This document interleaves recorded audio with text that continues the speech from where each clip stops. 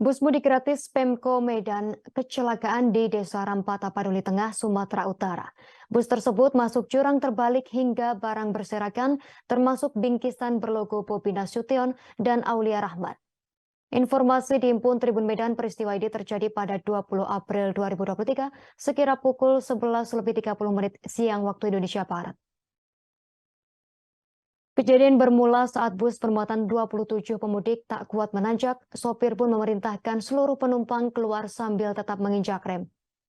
Wali Kota Medan Bobi Nasution angkat bicara terkait peristiwa bus mudik gratis yang diselenggarakan oleh Pemko Medan terbalik di sekitar Jurang Rampah, Kabupaten Tapanuli Tengah.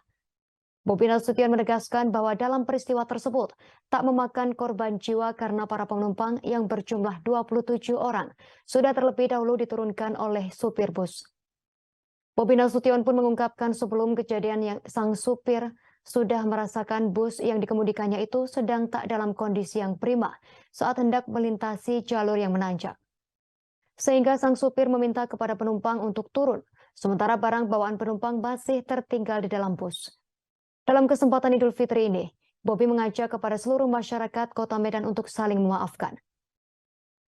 Diberitakan sebelumnya satu unit bus yang membawa penumpang program mudik gratis Pemko Medan mengalami kecelakaan viral di media sosial pada Jumat 21 April. Video yang diterima tersebut terlihat dari Instagram milik @medancyber.official menunjukkan sebuah bus yang terguling. Sementara ada beberapa souvenir dari Pemko Medan yang keluar dari bus yang terbalik tersebut.